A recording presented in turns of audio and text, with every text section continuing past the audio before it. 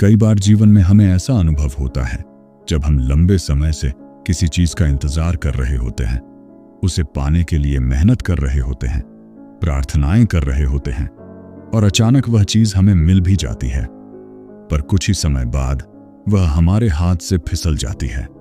हमारे सारे मौके खत्म हो जाते हैं और हम खाली हाथ रह जाते हैं।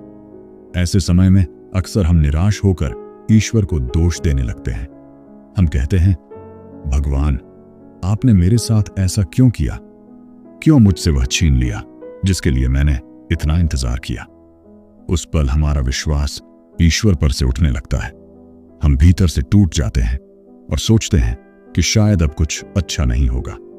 लेकिन समय के साथ जब मन शांत होता है, जब जीवन आगे बढ़ता है, तब हमें समझ आता है कि जो हुआ वह वास्तव में हमारे ही भले के लिए था। ईश्वर की योजना हमेशा हमारी योजना से बड़ी और बेहतर होती है। हम मनुष्य सिर्फ इस पल को देखते हैं, छोटी सी तस्वीर देखते हैं, लेकिन ईश्वर पूरी तस्वीर देखते हैं।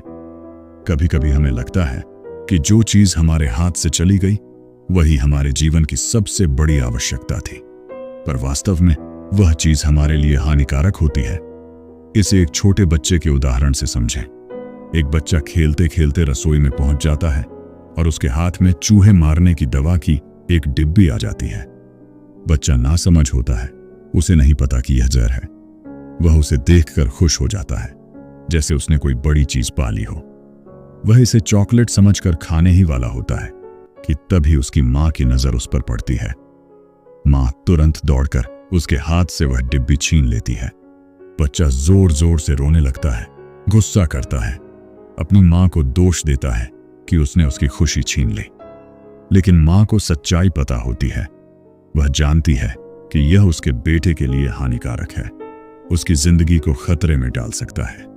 इसलिए बच्चे के रोने के बावजूद मां उस डिब्बी को कहीं दूर छिपा देती है।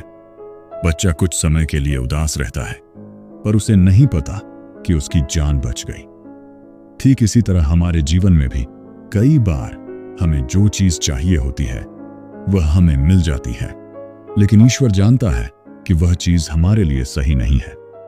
वह हमें क्षणिक खुशी तो दे सकती है, पर आगे चलकर वह हमारे जीवन को नुकसान पहुंचा सकती है।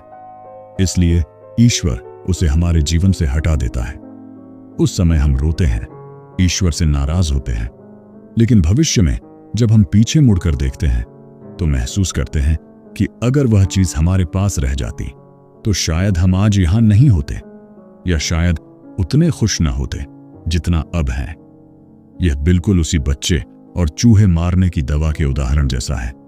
बच्चा नासमझ होकर उस जहर को खाने वाला था, पर मां ने उसे रोते धोते भी उससे दूर किया, क्योंकि वह जानती थी कि वह सही नहीं है। वैसे ही ईश्वर हमें हर बार वही नहीं देता जो हम मांगते हैं, बल्कि वही देता है जो हमारे लिए सही होता है।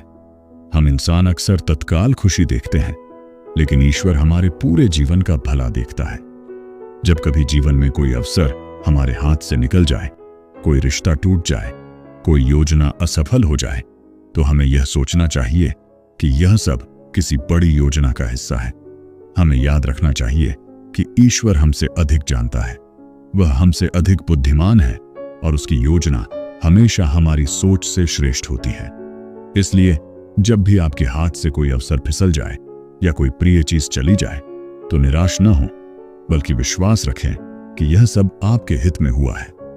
हो सकता है कि अभी आपको वह समझ में ना आए, लेकिन समय के साथ आप खुद देखेंगे कि जो खोया वह दरअसल नुकसान से बचाने वाला था, जैसे बच्चे के हाथ से चूहे मारने की दवा छीन ली गई। ईश्वर जानता है कि कौन सा मार्ग आपके लिए सही है, कौन सा अवसर आपके लिए सुरक्षित है। हमें केवल ईश्वर की योजना पर भरोसा करना चाहिए और विश्वास रखना चाहिए कि हर घटना हमारे जीवन में हमें बेहतर बनाने के लिए है।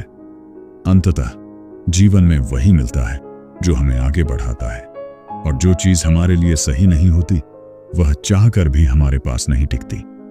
यही विश्वास हमें कठिन समय में मजबूत बनाए रखता है, निराशा को आशा में बदलता है और जीवन को आगे बढ़ने की प्रेरणा देता है। अगर आपको हमारा वीडियो अच्छा लगे तो इसे लाइक करें और हमारे चैनल को सब्सक्राइब जरूर करें।